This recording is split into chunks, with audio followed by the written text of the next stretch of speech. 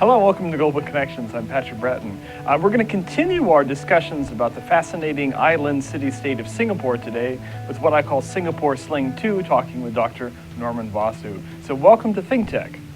Oh, no, thank you for having me. So Norman, you are an associate professor at RSIS in Singapore, correct? No, you're incorrect. Oh. I'm a senior fellow in Rajaratnam School of International Studies in Singapore. Yes. Okay. What do you do there at RSIS? That's a good question. Well, I work on social fabric issues as it pertains to national security. So I work on issues like nationalism, multiculturalism, citizenship, class. So anything to do with the social fabric if it impacts upon national security in Singapore. Okay, I mean, that seems to be quite a buzzing issue. I mean, both in Southeast Asia, but also, across the world about the relationship of identity and security and citizenship and feelings of belonging or alienation. Is that similar? Is that sort of a major focus in Singapore these days? Oh, yes, it is. The interesting thing about Singapore is that identity, as well as more specifically the inter-ethnic and inter-religious relations, has always seemed to be a major issue of national security to Singapore. This are largely sorry. Oh, go ahead. Carry on. Yes. Okay.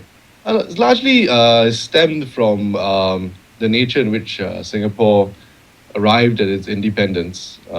Singapore was pretty much the unplanned child of international politics, if you can remember this, Patrick, in 1965, when there was a separation from Malaysia.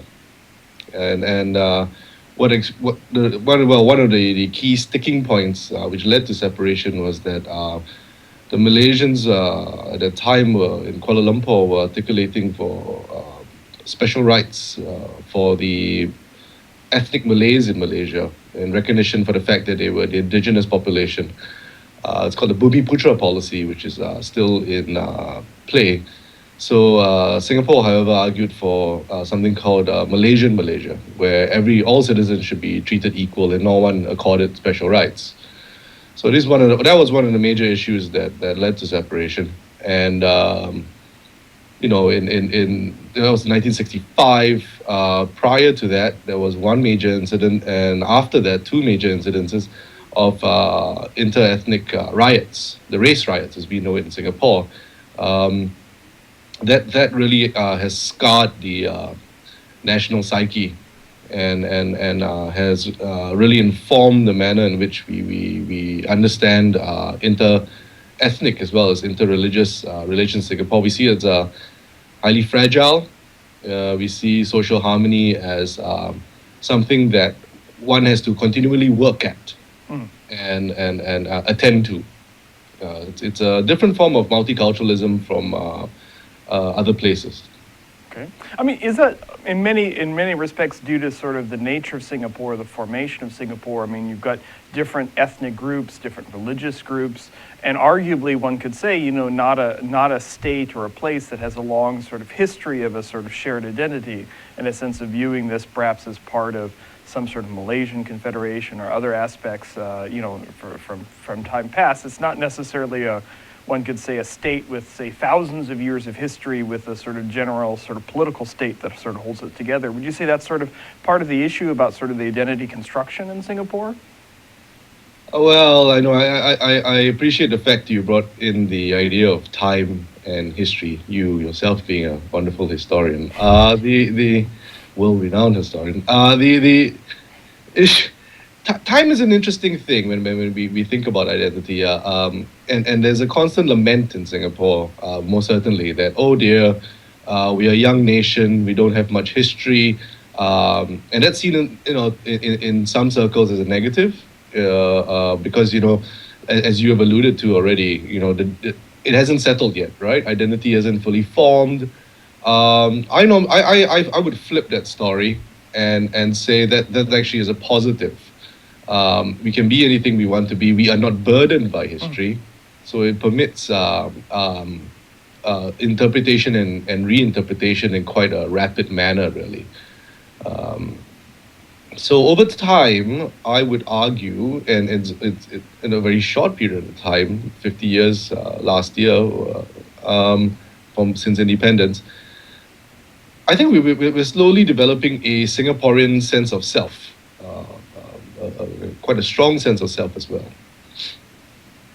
One of the things, not to get, I'll turn a little Diane Sawyer with you here for a second.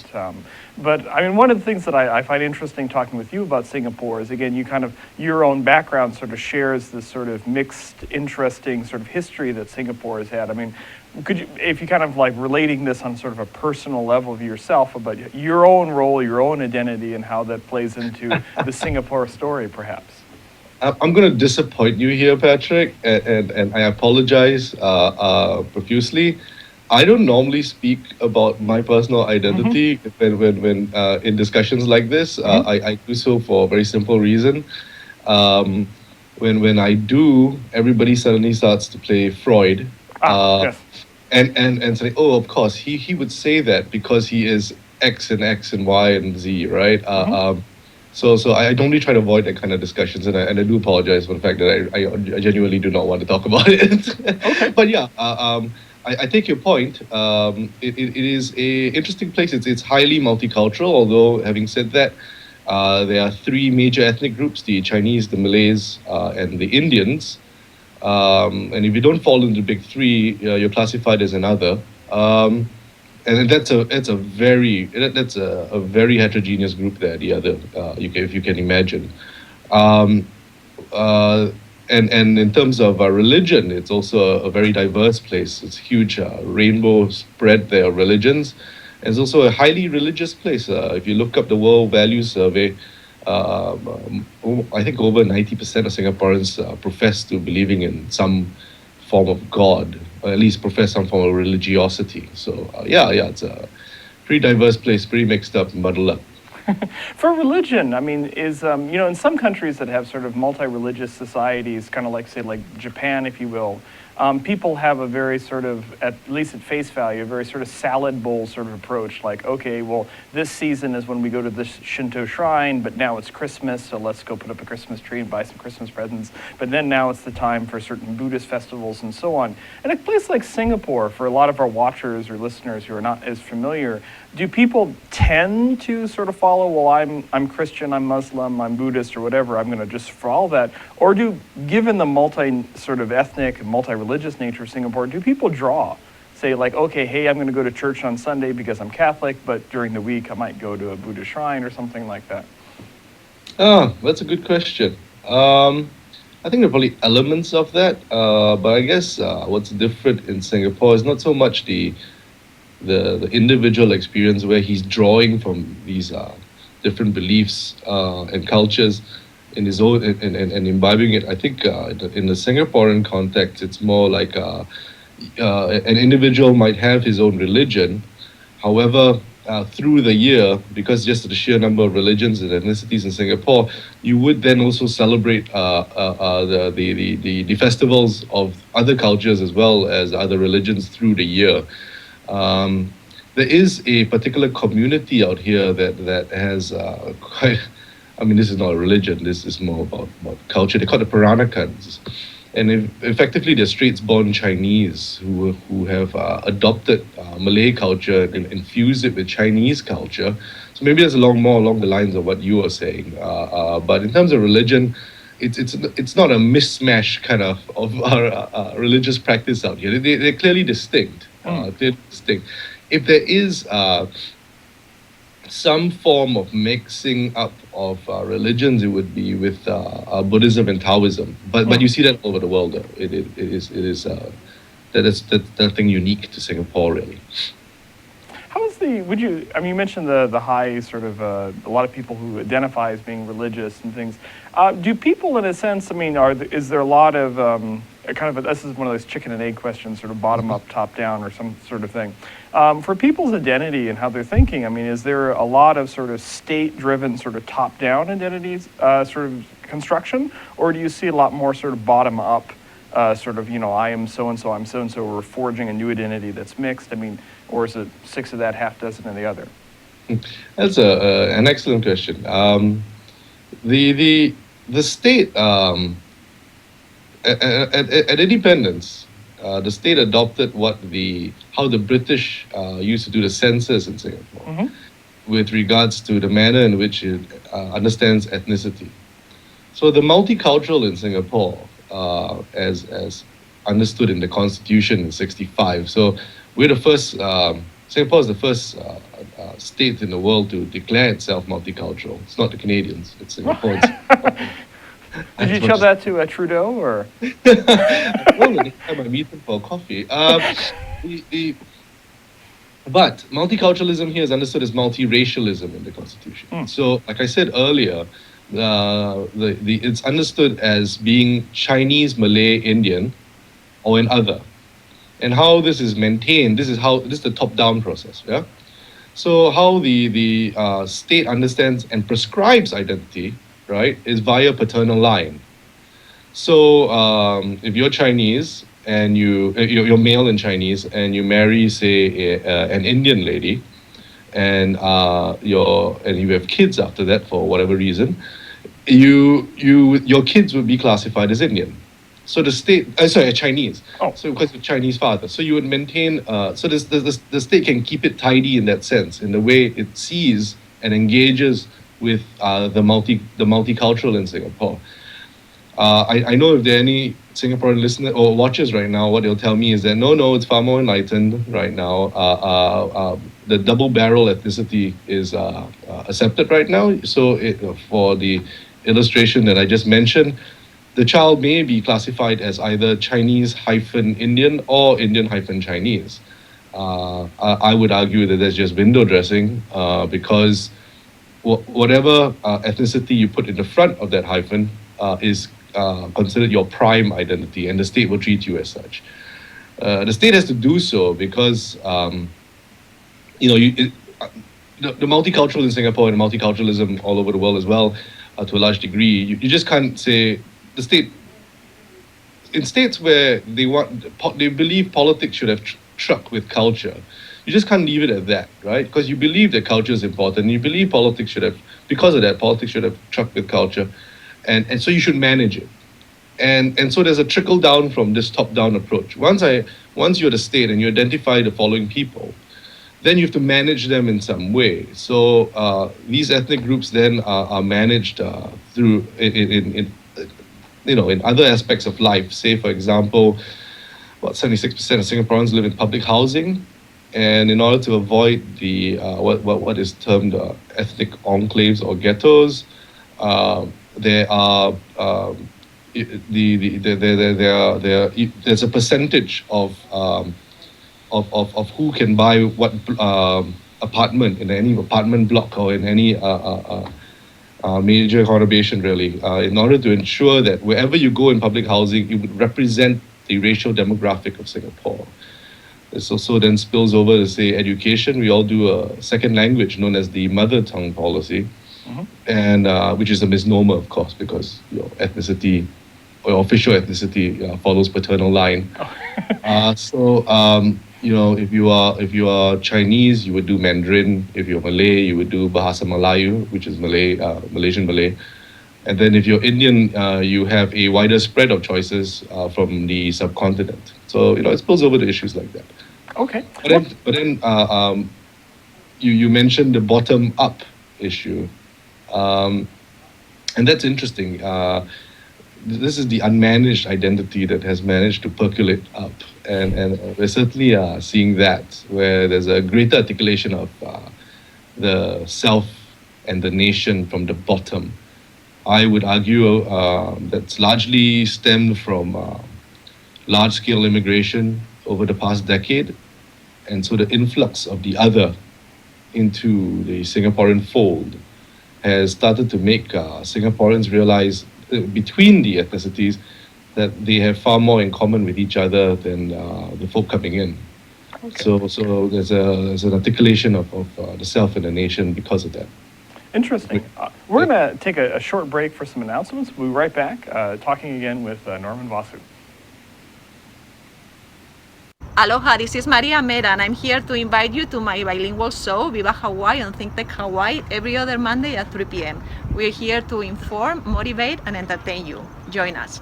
Hola, soy María Mera y estoy aquí para invitaros a mi show bilingüe Viva Hawaii en Think Tech Hawaii cada 2 lunes a las 3 de la tarde. Estamos aquí para informaros, motivaros y entreteneros. Apuntaros.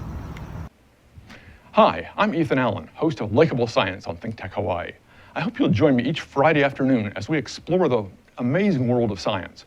We bring on interesting guests, scientists from all walks of life, from all walks of science, to talk about the work they do, why they do it, and moreover, why it's interesting to you. What the science really means to your life, its impacts on you, how it's shaping the world around you, and why you should care about it. I do hope you'll join me every Friday at 2 p.m. for Likeable Science. I'm not wearing pants, Patrick. Hello, welcome back to Global Connections. I'm Patrick Bratton. I'm talking with Norman Vasu in Singapore. We're talking about ethnicity, identity, nationalism in Singapore. One of the things that's interesting, before the break, Norman was talking about different bottom-up and top-down sort of conceptions of nationalism, multiculturalism. Multiculturalism has become, as you mentioned, sort of Singapore sort of laid out the first kind of multicultural state. And then many other states, North America, Europe, and other places have sort of taken on this term multicultural. And then lately, in the past couple of years, arguably, multiculturalism has become much more contested, or sometimes it's not seen as the unqualified good by some politicians or some people that it used to, say, 5 or 10 years ago. I know you yourself, you've traveled a lot, you've studied in a lot of places, not just Singapore, but in the US, in the UK, in Europe, and other places. How do you see like the concept or the operationalization or the perception or whatever word you'd like to use for multiculturalism, Singapore compared to the US, compared to Europe? What are some of your thoughts of the various interpretations of multiculturalism? Yeah, interesting question.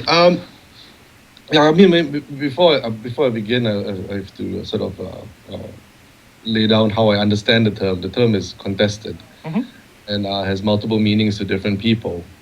But how I understand how I employ the term multiculturalism is any policy used by a state in order to manage difference within the state. It can, and because I have such a policy-focused kind of definition, it's not a term that most people would, it's not a manner in which most people understand it. So say, for example, on one end of the spectrum of my multicultural model, my model of multiculturalism, apartheid would be a form of multiculturalism, right? South Africa at the time tried to manage its multicultural self by practicing apartheid. That doesn't make it right. It was a very silly form of management. It was a very brutal form of management. But under my classification, that would be multiculturalism, right? The policy of managing difference. Then perhaps you get, rightly or wrongly, this is very debatable, the other extreme of multiculturalism. So that would be the practice of, say, assimilation, right? The idea that migrants can deposit, can leave their culture and identity at the border, enter your nation, and then become you, right? Normally, a nation not normally classified as such practicing assimilation, it's debatable, would be France, right? But this is all shorthand understandings. Then you sort of get into the action, which is the middle with regards to multiculturalism. So you get like a liberal form of multiculturalism. The literature describes it as either hard and mild, right? So the mild form, normally the US is held up as an example. And that's seen where the state practices something called benign neglect. The state recognizes that people have different cultures. Its social fabric is made up of different religions, different cultures, different ethnicities. However, the state doesn't believe that politics should have truck with shouldn't get involved with cultural ethnic issues. The state, so for example, the United States government has no interest in ensuring that Italian American culture flourishes. It acknowledges the fact that there is the existence of Italian American culture, but its business is to treat all citizens as equals, based on your Bill of Rights and your Constitution, right? But then there's the hard form of multiculturalism, where like we spoke about earlier before your break, where politics then decides that no, it's a more communitarian approach, I guess, to some degree, because there's a belief that you just can't see everyone as an individual, and a person only has a sense of place and space and self with culture. You can't just extract it in a sort of hyper-rational, liberal way. So because of that, the state, politics has no choice but to manage it and help people get along. So the state actively recognizes difference within its social fabric and seeks to manage it and protect it and help people sort of live out their full cultural good life, if you will. Now, it can be quite open and permitting a lot of self-definition. So, for example, in the UK or in Australia or in Canada, when they do the census, the list of what you can tick off to describe yourself is at arm's length. And then if that doesn't work out, there's still a little wee box where you can write in what you think you are, right? If that arm's length list doesn't really hit the mark. Which actually leads to an interesting side story, because in a previous census in the UK, there was a rumor going around that if enough people put down Jedi, the British state would be forced to recognize the Jedis as a religion. That was untrue though, but a lot of people did try.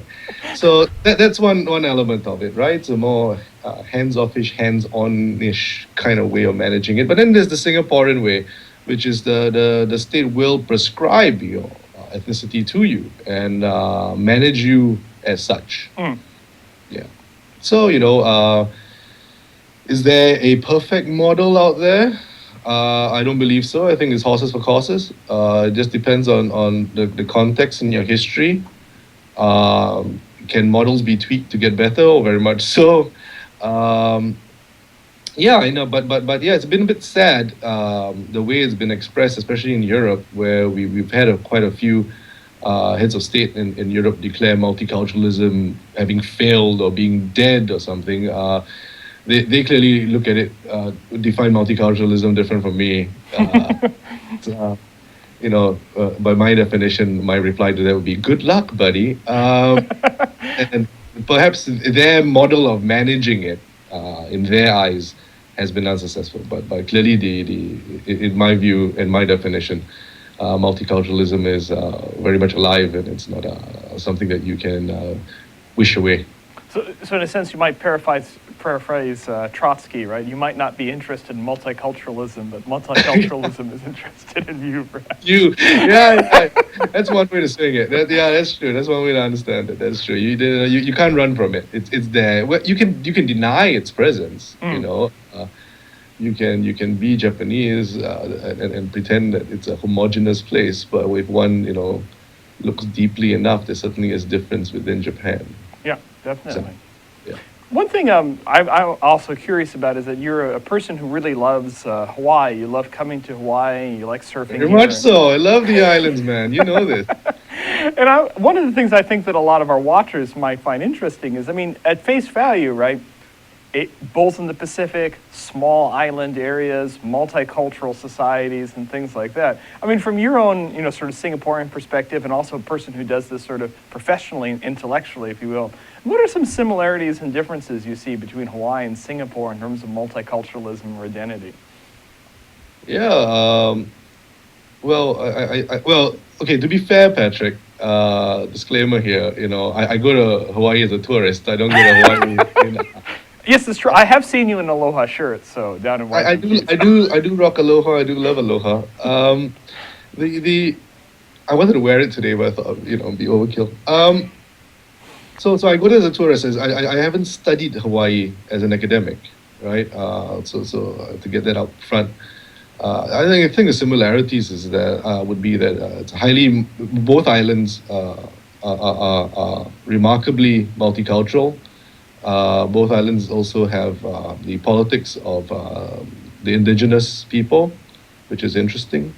And once again, saying this as a tourist, I've enjoyed the multiculturalism of Hawaii, and it's always been very accepting whenever I've gone out there, and very friendly.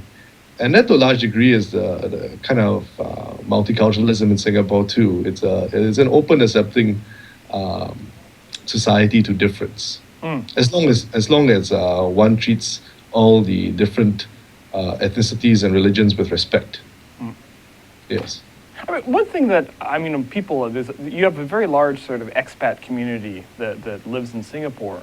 And I mean, one thing that I've always heard is, this sort of welcomingness that you mentioned, that a lot of people, sort of move to Singapore for work or something like that, and they find the area quite, they sort of find it an attractive place to live and to work and to be professionally. And things. I mean, would those expats then go under your other category in terms of the census, or? It depends where they're from, unless you're using expatriate as a euphemism for white. But if you're not, then it's a huge spectrum of folk. It is possible you could be classified in the Chinese or Indian category. Say, for example, if you have come from either the subcontinent or China, but then there's a possibility too. Yeah, then you would fit into the other category. Yeah. Okay, interesting. So Yeah. we've got about a minute left. So maybe in closing, I mean, is there sort of projects or new things that you're embarking upon right now, dealing with some of these issues, about some of your research and work? Yeah. I think one project that we're kind of thinking about would be the manner in which Singaporeans understand the other. We want to understand whether this is a project we're proposing. We don't know whether we get the money for it, unfortunately. Hopefully, this plug will make it happen.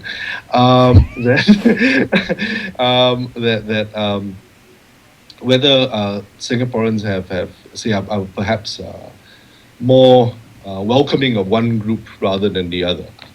So we want to understand that, what the attitudes Singaporeans have for these different groups that we find within our fold.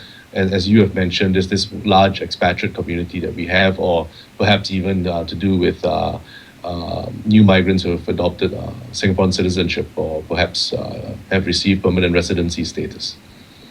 So that's something I think it's worthwhile studying. And hopefully the people with money would believe that too. Yes, hopefully. All right. Well, hey, Norman, thank you very much for taking the time to speak with us. I know it's very early over there on the other side of the date line, so we appreciate you taking the time to talk. No worries at all. Thank you for having me. All right. And thank you much for watching Global Connections. I'm Patrick Bratton. I will see you guys next week.